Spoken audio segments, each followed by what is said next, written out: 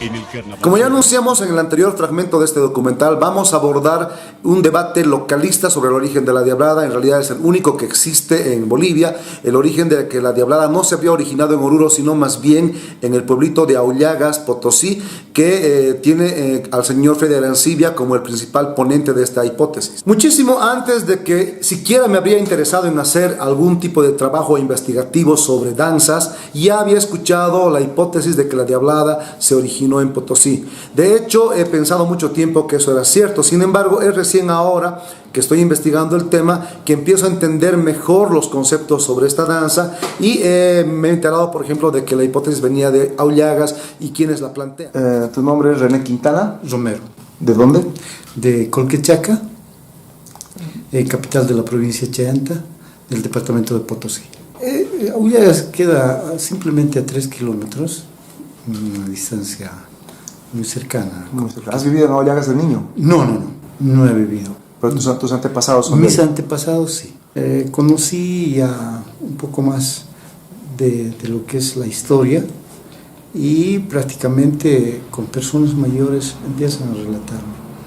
Y ahí empiezo a conocer a Freddy Arancibia, que el año 1982-83 visita a Aullagas, ¿no? Y ahí le conocí al señor. Bueno, lo que me decían las personas mayores, un poco le introducí. Y él hizo su propia investigación con las personas también oriundas de Aullagas. Me temo, sin embargo, que esta ponencia tiene un error conceptual y se nota que el señor Arancibia, al igual que algunos teóricos del lado peruano de Puno, piensan que este fue un fenómeno lineal, es decir, que la danza se genera en un punto, una región, un pueblo, y va saltando de pueblo a pueblo al resto de América, como plantea Arancibia. Sin embargo, creo yo que este fenómeno es mucho más complejo y es un fenómeno múltiple, es decir, la idea española católica va llegando a diferentes ciudades y pueblos de América. En algunos casos ni siquiera se convierten en danzas, se mantienen como ideas teatrales o ideas artísticas simplemente, y en otros sí se convierten en danzas mediante fusiones con las danzas nativas, y de ahí nacen estas llamadas danzas de diablos, que tal vez las podemos explicar mejor mediante Luis Valverde. En el siglo XVIII o en los tiempos coloniales, ¿no? Danzas de diablos. No son esas danzas de diablos las mismas de las que estamos hablando con la Diablada actual. Yo les digo, no son diabladas, son danzas de diablos de los cuales tenemos muy poca información. No hay, la gente habla como si fuera la misma danza, ¿no? En Juli había una danza de diablos, probablemente lo había, ¿no? Pero esa no es la Diablada que se baila ahora. No ha habido un continuo histórico. Y los autos sacramentales se difundieron en toda América Latina, ¿no? En todo lugar que hubo, Lima, Buenos Aires, la Iglesia Católica impuso, entonces, danzas de diablos, con personajes, con ángel, con los 7 pecados, con todo. Hubo en La Paz, en Oruro, en Lima, en todo lugar de las Américas, los españoles, en España existen hasta ahora, ¿no? Entonces, en Aullagas debe haber habido, siempre ha habido 4 personajes que han sido, digamos, los más populares. Los diablos, los negros, los chunchos y los árabes o turcos. De entre todas esas danzas de diablos que hay con gran variedad, ¿no? Una de ellos es la Diablada en la versión y formato que se empezó a bailar en Oruro. Otra cuestionante que se le puede hacer a los teóricos aullaguistas, y pasa algo similar con los teóricos puneñistas, es suponer que porque sus templos son los más antiguos de la zona, de ahí salieron las danzas, tratando de atar cabos y tratar de forzar alguna idea. De hecho, Freddy Arancibia cita, y seguramente tiene algún dato para soportar, de que el año 1538 se construyó el templo de Aullagas, pero si se fijan en su mismo libro, él cita que en Paria también se hizo un templo de la misma época, incluso un poco más antiguo. Si los orureños razonaran de ese modo, podrían arguir más bien de que su Diablada es más antigua y de ahí fue a Aullagas. Sin embargo, pienso que razonar de ese modo es una equivocación, puesto que, como dijo Luis Valverde, las danzas de diablos hubieron independientemente en otros lugares y no necesariamente estaban relacionadas unas con las otras. Arancibia cita a Garcilaso de la Vega para dar alguna prueba de que en 1538 se empezó a construir el templo de San Miguel de Aullagas. Aquí tenemos el dato. No se puede descartar ninguna hipótesis sin antes haber hecho un análisis. En este caso podría ser posible que en Oruro nunca haya habido una danza de diablos en el pasado y seguramente desde Aullagas podrían haber llevado esta danza, como dice el señor Arancibia, vía el pueblo de Uncía primero y luego a la ciudad de Oruro. Sin embargo, quiero que escuchen algunos estudiosos orureños y ahí vamos a ver si realmente hay pruebas contundentes de esto o simplemente es una mala interpretación. Te decía, ¿qué debilidades le ves a la teoría aullaguista? Bueno, en realidad la teoría está basada simplemente en relatos orales de gente que de repente ha vivido desde mediados del siglo XX, pero no tenemos mucho refuerzo documental que nos vaya a demostrar en realidad otro tipo de fundamentos que nos lleven, por ejemplo, a la época colonial, a la época del siglo XVII, donde se da un auge de la explotación de la minería en Aullagas, en la región de Aullagas. Yo creo que todavía es una beta todavía por indagar, por seguir investigando. Fuera de simplemente tener pruebas de investigaciones de relatos orales del siglo XX, don Freddy Arancibia cita a un par de orureños que supuestamente le dan la razón. Uno es Arsenio Minaya con un pequeño artículo que sí tendría algo de relativamente válido porque él habla de que los orureños en 1904 se habían sorprendido de ver la danza. Esto es interesante, sin embargo no es algo contundente. La otra persona a quien se refiere Arancibia sería el antropólogo Javier Romero, quien en realidad tiene otra visión distinta sobre la danza de diablos. Él ve más en los ritos precolombinos una conexión con la danza moderna, pero escuchemos lo que él nos dice en esa descontextualización. Él usa un título tuyo que cuando lo ves sin haber leído tu obra, parecería que le está dando la razón, porque dice legado o usurpación. Explícanos a qué te refieres exactamente. ¿La diablada es usurpación o es un legado? Es un legado para que entendamos la cultura profunda que sigue viva en los Andes, o hacemos a un lado eso y seguimos viviendo con la usurpación que nos trajo el proceso colonial. El carnaval, en cierto modo. El carnaval es una usurpación de lo sacralizado andino, ¿no? Entonces no es una usurpación de una idea o copia de otra región, no tiene nada que ver con eso. No es. Quiero que revisemos un poco las hipótesis de Freddy Arancibia y veamos qué puntos son creíbles y cuáles no. Primero podemos decir que en Aullagas hubieron danzas de diablos y efectivamente esto es bastante plausible. De hecho, él muestra algunas pruebas de aquello. Lo que no concuerdo con él es que inmediatamente en el año 1538, como él plantea, cuando se construyó el templo, aparecieron las danzas de diablos. A mí me parece que eso no es tan automático ni inmediato. Sin embargo, quedaremos en un acuerdo de que sí hubieron danzas de diablos. Arancibia, en las investigaciones que hace a través del Archivo Nacional de Sucre y la de Potosí, cuando descifra un relato de un cura que estamos hablando de 1650, aproximadamente a 1700, en esa etapa empiezan a bailar, ¿no? Entonces, un texto que encuentro, y lo estoy agarrando, es cuando, por ejemplo, de esta gran nación Charcas Jarajara, para pagar los impuestos, imponen el curato de Aullagas de que haya un alférez. Ya. Y en ese alferato los nativos empiezan a bailar. Ya el tinco conocido con la diabla. El punto segundo es, ¿son realmente estas danzas de diablos de Aullagas o la danza de diablos de Aullagas que se llaman actualmente tincudiablos la misma danza que la diablada de Oruro? Sinceramente, por los pasos y como veremos más adelante y por la misma música, podemos afirmar que eso no es cierto y que es una mala interpretación. Por otro lado, uno de los puntos más débiles de la propuesta aullaguista es la época en la que ellos plantean la migración de los diablos de Aullagas hacia Oruro. Se habla, o Arancibia más bien, propone el año 1885, cuando la producción de plata cae en Aullagas y empieza una recuperación del estaño en la ciudad de Uncía. Él cree que ahí con los mineros se fueron llevando estas danzas hacia Uncía y luego hasta Oruro. Por un lado, que las tradiciones de Aullagas fueron llevadas a Uncía, hay totales pruebas, pero en Oruro ya existían danzas de diablos muy anteriores a lo que Arancibia plantea. Ya hemos mostrado en varios segmentos anteriores que desde el siglo XVI ya existían autos sacramentales en Oruro, que hay pruebas sobre aquello. Es más, también hablando de la antigüedad de los templos, el templo de Paria es casi tan antiguo como el de Aullagas. Así que la hipótesis del señor Arancibia en este momento se torna un poco cuestionable. Por otro lado, hay periódicos, como veremos más adelante, de 1868, donde ya en Oruro había danzas de diablos, incluso descripciones que desmentirían esta hipótesis. 1890, cuando Simón y Patiño descubre la Salvadora en Uncía, en el estaño.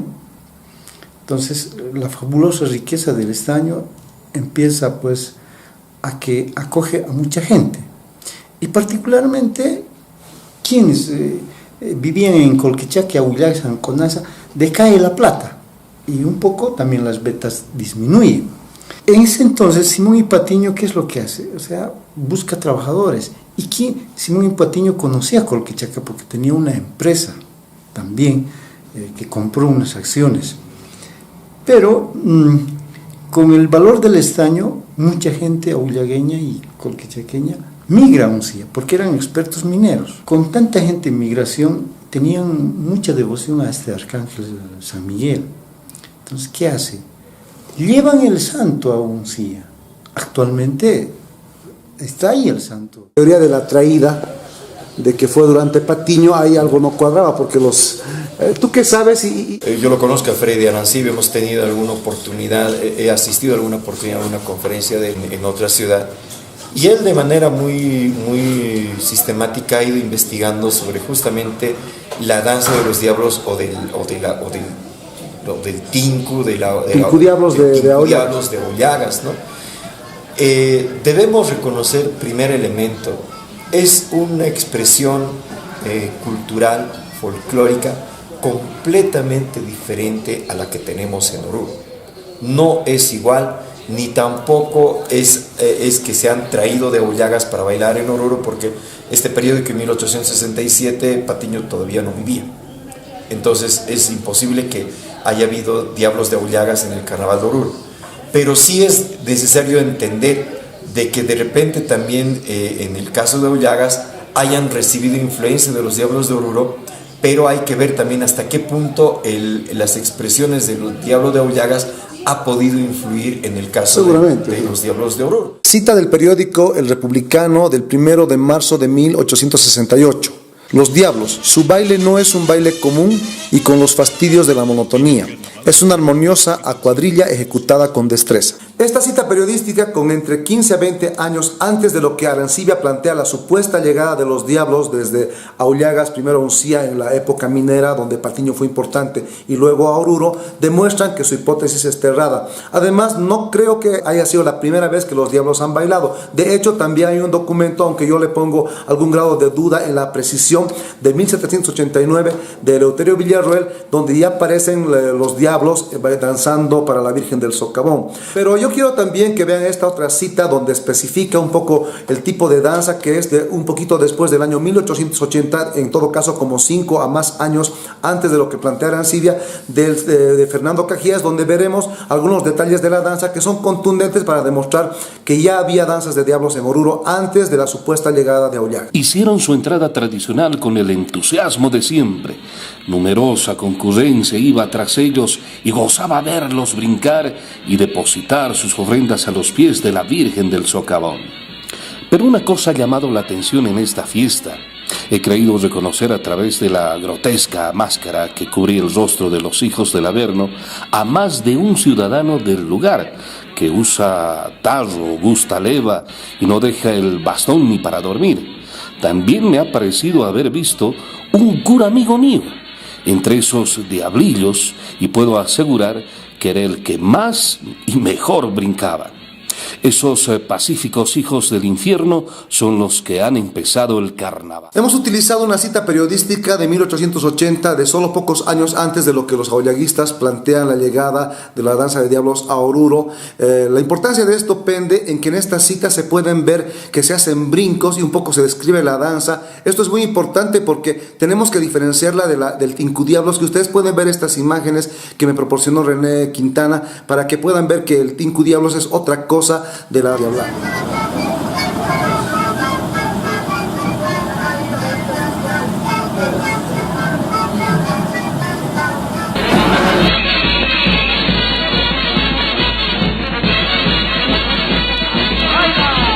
Realizar trabajos en torno a orígenes siempre es difícil porque a momentos cuando se toca temas nacionalistas afectan a alguna gente y creamos algunos anticuerpos, pero esto no solo pasa a nivel internacional sino también localmente. De hecho, cuando anuncié este video ya algunos compatriotas potosinos empezaron a lanzarme sus críticas antes de ver este trabajo documental, y quiero aclararles lo siguiente, queridos compatriotas potosinos. Antes que nada, yo soy boliviano igual que ustedes y no soy orureño, por si acaso soy cochabambino, muy cochabambino ante todo, pero mi investigación no busca ninguna afinidad o buen agrado de nadie en particular. De hecho, simplemente yo respondo a las investigaciones, y de hecho quiero aclararles que en algunos otros temas tengo también diferencias con algunos estudiosos orureños, así que no piensen que hay algún sesgo de algún modo con Oruro. Simplemente esto es una investigación como debe de hacerse, con criterios racionales y basados en ciencia. Por eso he invitado al señor René Quintana, que es un aoyaguense, y ustedes verán cómo él mismo, quien ha impulsado incluso al señor Freddy Arancibia, él mismo ha sacado unas conclusiones que quiero que ustedes, los mismos potosinos, las vean. Teoría de que la diablada viene de Aullagas, o sea, nace en Aullagas. ¿En base a qué argumentos dices esto? Bueno, en primera instancia, yo solía tener mis abuelos, cuando tenía 7 años, hasta mis 12 años, después de que fallecen mis abuelas, siempre me contaban un cuentito. Y mi madre me relataba un cuento que era del niño Jorgito, que era básicamente el hijo del diablo. Una oportunidad me lleva a Aullagas, como te decía, 3 kilómetros. Me impresiona lo que es su forma de ruinas. Me vuelvo en colegio un poco fanático de decirles a mis amigos, vamos a las ruinas, introduciéndome a la historia de la región, y no pude encontrar datos, pero poco a poco las personas mayores poco me dan su relato de cómo se procedía a bailar, por ejemplo, en la fiesta de San Miguel de Aullagas.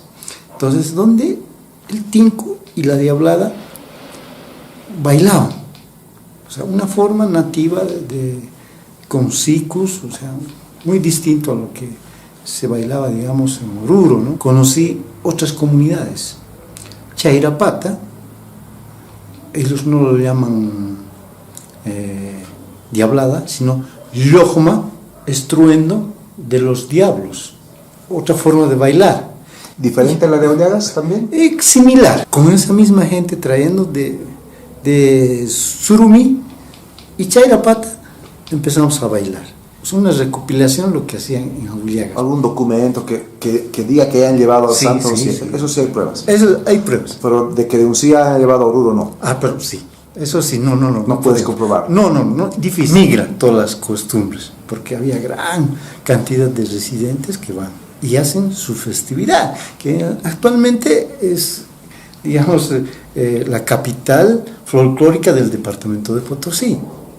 Tú me hablas de la época de Patiño, sí, las líneas de Patiño, sí. Pero los orureños tienen pruebas ya que en el principios del siglo XIX claro, había también ya las danzas, porque hay unas poblaciones cercanas a Oruro que tenían sus autos sacramentales. Antes de Patiño ya en Oruro se bailaba. Entonces tú podías decir que no es la misma danza. No es la misma danza, entonces.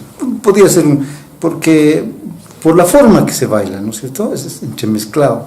Tiene la fuerza del diablo, tiene la fuerza del tinco. O sea, es bien distinto. Pero y la música misma es bien distinta, ¿no? Cuando Freddy Arancibia señala que la migración ha ido a Uncía y ha llevado estos 2 bailes, o sea, estamos hablando hasta 1900, y en 1904, como tú dices, aparece lo que forman los matadíferes, la diablada, ¿no es cierto? Claro. Pero con su teoría que él, digamos, encuentra en Uncía, porque como te decía, él es uncieño, varios de ellos, de los matarifes, previa certificación de nacimiento, hace una relación de cómo se funda esa diablada. Por eso es. Exacto. O sea que sí hay algún vínculo. Sí. O sea, estamos diciendo en otras palabras que muy aparte de que Oruro haya tenido su danza de diablos, algo de las costumbres de Aullagas pudieron haber influido a la danza de Oruro. Sí. Perfecto. Sí. Si este dato es cierto de que en 1904 los mañazos tuvieron entre sus filas alguna de la gente de Uncía que había llegado a Oruro, esto es muy importante para entender que sí hubieron influencias. Lo que debemos quedar claro, como lo dijo en otras partes del documental Maurice Cazorla, es que en Oruro se estaba reconstruyendo una danza que había dejado de bailarse años. Esto también lo cita en el libro de Juliana Fortún Zenón Goitia. Así es que se puede decir que los aullaguenses probablemente trajeron algún elemento novedoso y sí influyeron en la Diablada de Oruro. Sin embargo, no es la misma danza y no se podría decir que de Potosí vino la danza en sí, porque como ya hemos demostrado ampliamente, en Oruro ya existía una danza de diablos con sus características, pero hay que valorar el posible aporte. Por otro lado, Freddy Arancibia claramente reconoce la influencia de los diablos de Oruro en Potosí, en Norte Potosí exactamente, porque hay bastantes pruebas de ello, especialmente a partir de los años 40, donde con mucha fuerza los diablos de Oruro salen a muchos lugares y van influyendo. Él en su libro hace la tesis de la palabra boomerang, como dando a entender que los diablos hubieran vuelto. Hablando de influencias de uno a otro lado, podemos concluir lo siguiente. Personalmente no creo que haya habido una influencia musical ni dancística de ningún diablo de Aullagas hacia los diablos de Oruro. Sin embargo, en los trajes sí hay alguna posibilidad, puesto que se pueden encontrar similitudes entre los viejos trajes o máscaras de yeso aullaguenses y algunos trajes de las primeras décadas del siglo XX en Oruro. Esto es plausible, pero sin embargo es algo que todavía está por definir y eso tendría que hacerle una investigación bastante más seria.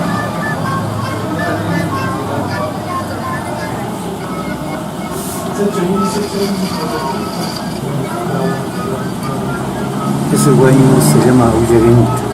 Aquí, si observamos estos diablos de Oruro de 1914, podemos ver algunas cosas similares, algo de la ropa por un lado y también estas melenas.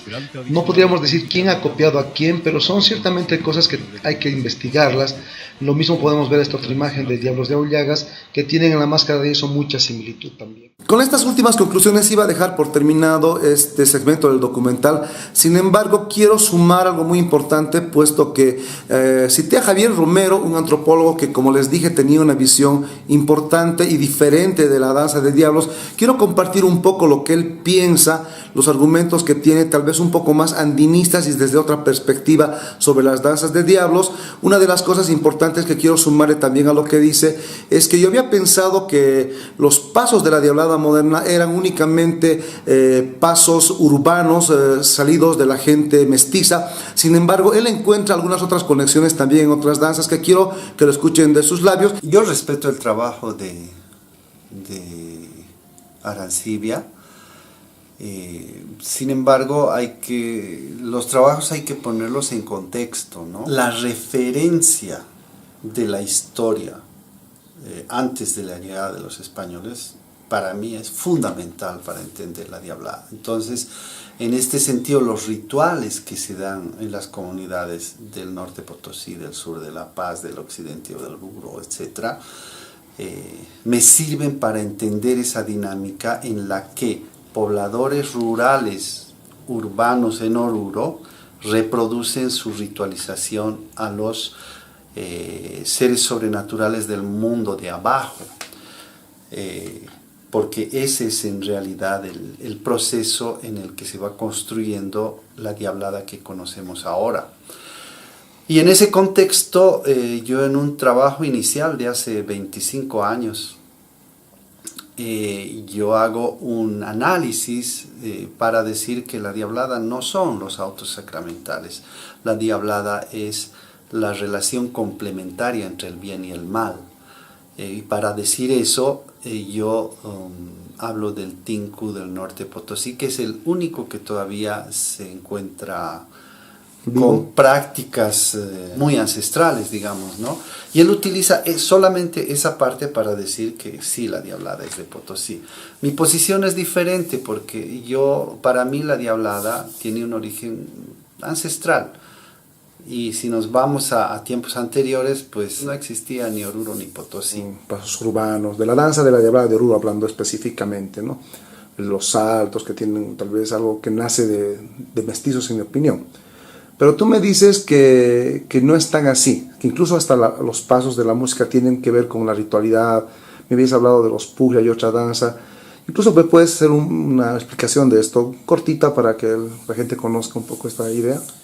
Sí, en la investigación que yo he realizado, básicamente, y ahora actualmente eso se puede verificar en la nata contemporánea que se da los días jueves antes del carnaval en Oruro, entran tropas de tolcas, de Cacachaca, digamos de los antiguos charcas que habitaban la zona limítrofe entre Potosí, Oruro y Cochabamba, ¿no? Entonces los pasos que ellos realizan, para mí estos tolcas, por una parte, y los Pujllay de Tarabuco, son los antepasados de la Diablada. Y lo único que tenemos que hacer para verificar eso es fijarnos el movimiento que hacen los Pujllay y los tolcas. La Diablada tiene su paso clásico, que es un bateo simple, que se hace un movimiento a la izquierda, y luego a la derecha, y luego a la izquierda, y luego a la derecha, y con la orden del pito se da un giro de 360 grados, y luego se retorna. Y esos movimientos están en el Pujllay, el movimiento hacia la derecha, hacia la izquierda, el giro de 360 y el retorno.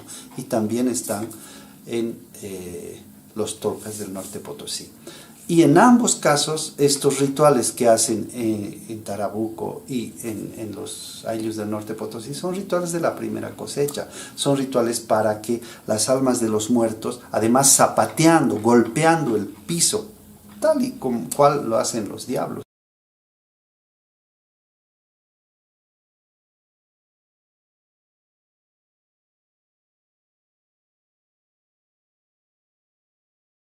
Y con esto concluimos esta parte del documental para seguir tocando otros temas más adelante.